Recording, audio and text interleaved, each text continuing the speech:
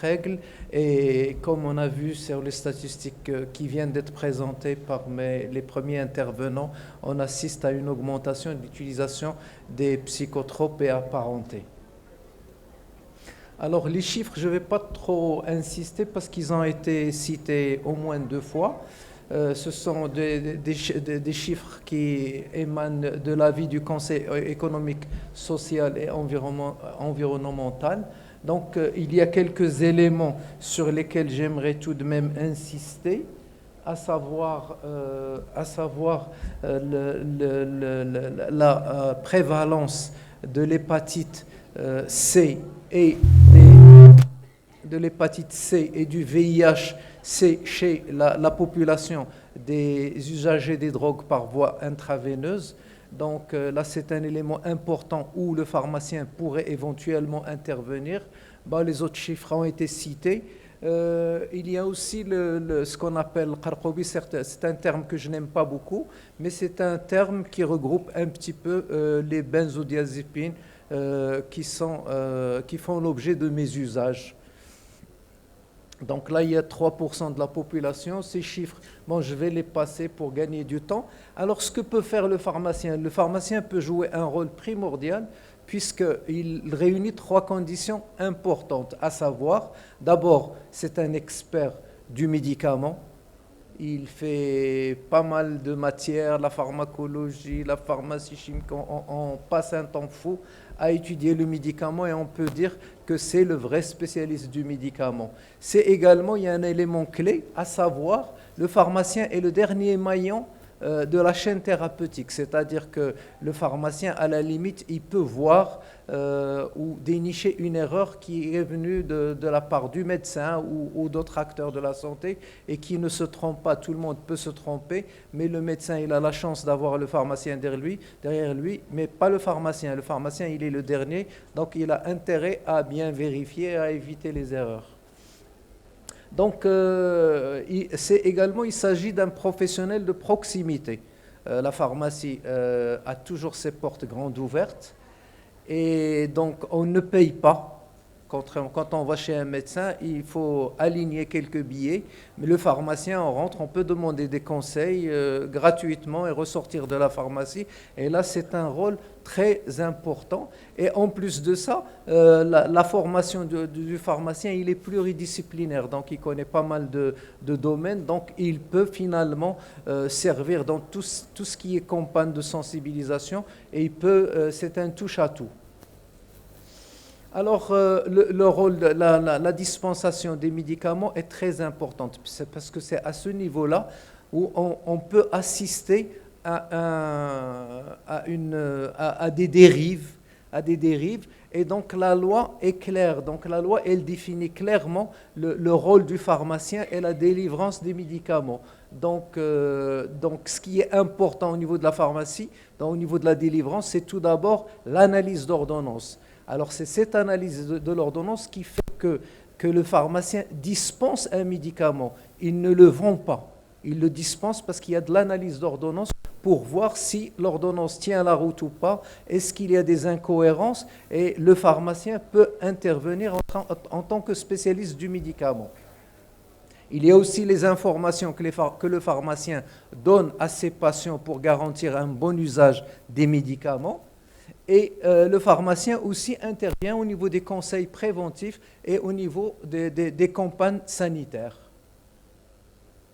Alors l'analyse d'ordonnance, donc avant de délivrer une ordonnance, le pharmacien doit faire une analyse minutieuse, particulièrement pour les psychotropes. D'ailleurs, comme vous le savez très très bien, autant sur certains médicaments dit tableau A ou liste 1, par exemple comme les contraceptifs et tout ça, donc on les délivre sans ordonnance. Mais par contre, les psychotropes, il y a très peu de pharmaciens qui les délivrent comme ça, sans trop regarder l'ordonnance. Au contraire, le problème inverse se pose parce que souvent de vrais malades qui ont besoin de leurs médicaments, et on peut refuser de leur donner les médicaments parce qu'on a peur, parce qu'on n'a pas suffisamment de garanties pour pouvoir dispenser ces ordonnances. Alors, il y a aussi 2 autres articles qui sont aussi importants, à savoir l'article 34. Alors, cet article, il précise le fait que le pharmacien doit s'assurer que l'ordonnance est rédigée lisiblement, ce n'est pas toujours le cas. Qu'elle porte la date à laquelle elle a été établie, la signature, autographe, le cachet, le nom, la qualité énoncée en toutes lettres et l'adresse de l'auteur, ainsi que le nom du patient et son âge lorsqu'il a moins de 12 ans. Bon, là, des fois, l'ordonnance n'est pas complète, mais bon, des fois, il faut servir. Alors, l'article 35, là aussi, c'est un élément très important, à savoir que le pharmacien ne peut absolument pas donner un médicament à une dose qui est supérieure aux doses précisées au niveau de la pharmacopée. Donc, sauf, il y a une exception quand même, quand le médecin, pour toutes sortes de raisons précises, je dis bien, apporte la mention, je dis bien, à ce moment-là, le pharmacien est à moitié protégé, on va dire. Alors, en ce qui concerne l'analyse, toujours dans l'analyse d'ordonnance, quand le pharmacien a des doutes, il doit absolument rentrer en contact avec le médecin qui prescrit les médicaments en question. Et quand il n'arrive pas à le joindre, il doit s'abstenir de délivrer l'ordonnance, parce qu'il y va de la santé du patient. Alors, les pharmaciens doivent vérifier les posologies, comme je viens de dire, et aussi les associations de médicaments qui ne sont pas cohérentes. Quand un pharmacien reçoit une ordonnance avec 3 benzodiazépines, et Semtraoui ici présent ne va pas me contredire. Donc, quand il y a une ordonnance avec 3 benzodiazépines et avec des posologies farfelues à raison de 3 par jour ou des choses comme ça, je suis désolé, le pharmacien ne peut pas délivrer cette ordonnance. Donc là, il y a un problème. Il y a quelques exceptions, j'en ai fait un peu les frais. C'est un malade qui était en sevrage alcoolique et c'était pendant la période du Covid. Donc je suis rentré en contact avec son médecin qui était bloqué à l'époque en France et elle m'a carrément envoyé un protocole avec 2 benzodiazépines. Et voilà, donc elle a noté, je dis bien, elle a tout fait comme il faut et à la limite, c'est fait dans l'intérêt du patient. Donc, il y a le problème de l'ordonnance non sécurisée. Donc, pardon, excusez-moi. Il y a la problématique de l'absence du dossier numérique patient. Quand on voit, par exemple, dans les autres pays, un pharmacien qui dispense une ordonnance, il a accès au dossier malade et il peut voir si c'est un vrai malade d'abord ou pas. Et il peut savoir un petit peu les doses qu'il a l'habitude de prendre. Est-ce qu'il ne fait pas d'errance médicale? Il va un peu partout et il essaie d'avoir un maximum de médicaments. Malheureusement, nous, on n'a pas encore ce recul. Et bon, j'espère qu'on va l'avoir dans l'avenir. Et en plus de ça, on n'a pas l'ordonnance sécurisée. Donc, on a vraiment, le pharmacien n'est pas toujours dans de meilleures conditions pour travailler. Et donc, comme j'ai dit tout à l'heure, donc il y a certains médicaments qui sont importants et des malades en ont besoin, et souvent parce qu'on ne les connaît pas, pendant une garde où leur tête ne nous revient pas, on leur donne pas leurs médicaments, et quelque part c'est les vrais malades qui payent pour les trafiquants. Et ça, c'est un problème qu'on pourrait régler en partie si on a des ordonnances sécurisées ou dossiers patients. Alors, exemple des produits ciblés, il y a les benzodiazépines, tramadol, prégabaline. Et là, je vous dis, par exemple, dans certains pays, ils prennent des mesures. Par exemple, quand on voit le cas de la prégabaline, c'est Lyrica et c'est générique en France. Donc, tout simplement, ils ont adopté l'ordonnance sécurisée pour ce produit-là, d'une part. Et deuxièmement, ils ont limité la dispensation à 6 mois maximum. Donc, aucun médecin ne peut donner de la prégabaline à un patient pour plus de 6 mois. On peut également prendre des décisions pareilles. Et il faut aussi se méfier parce qu'on a énormément de marques. On a 10 marques, par exemple, de prégabaline et 51 présentations. Des fois, on a un nouveau produit de prégabaline qui rentre, on ne le voit pas, l'employé le range avec les autres médicaments et finalement, on donne un produit qui peut nous causer des problèmes.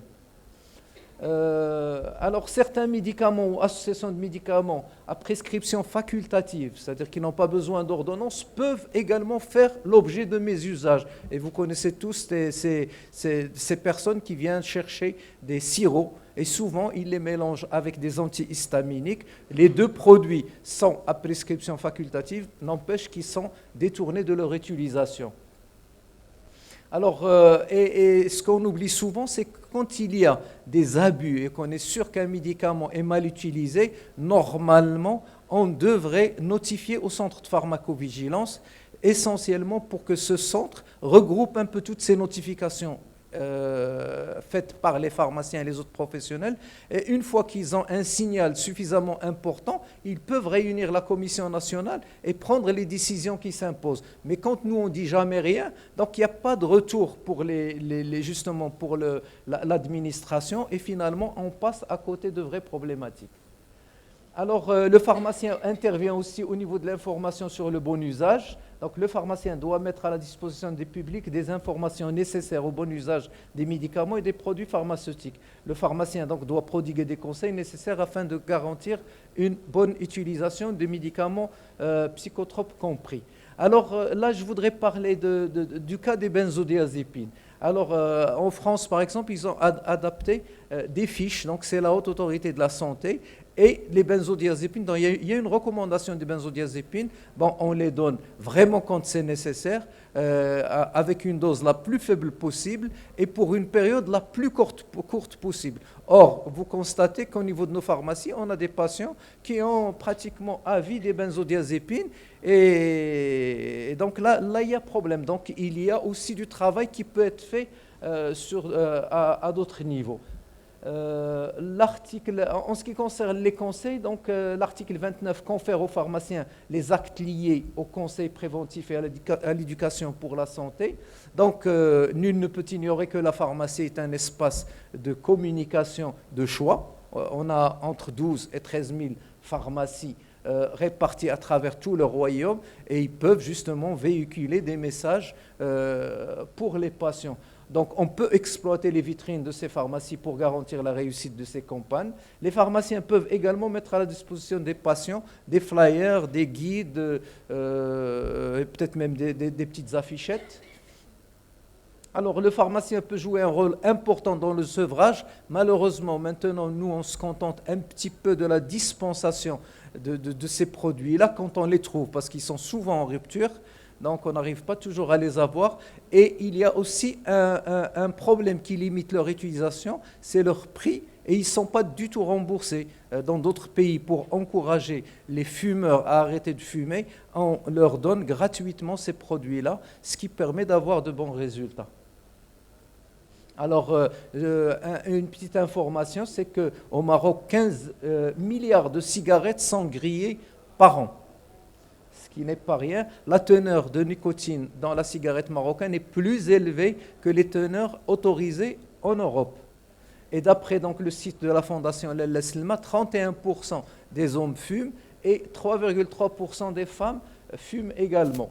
Et plus de 41% de la population est exposée au tabagisme passif.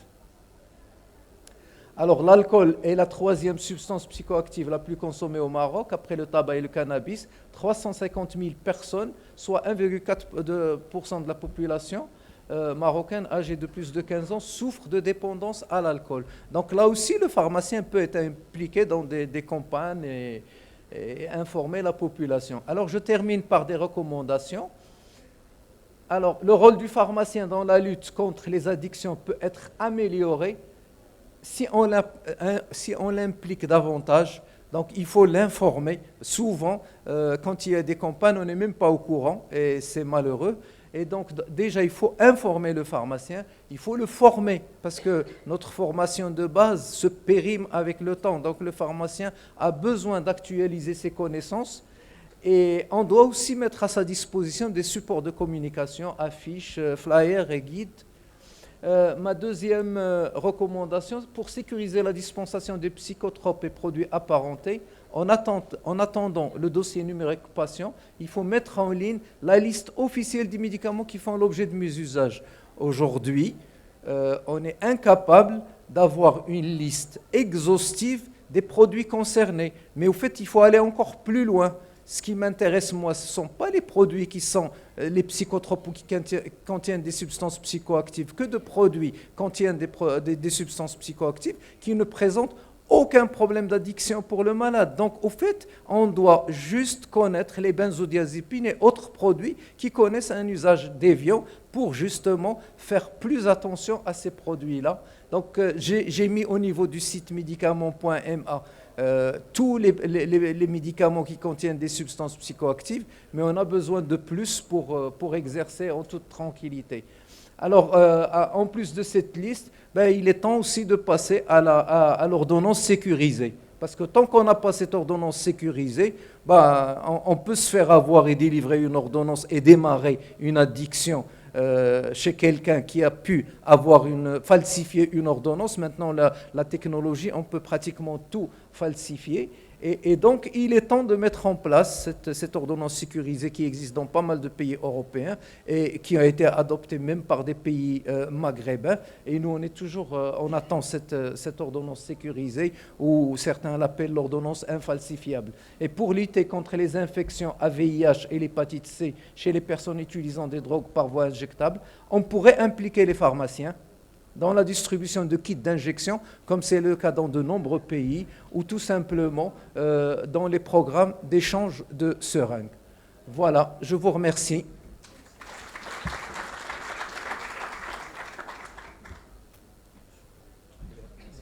لا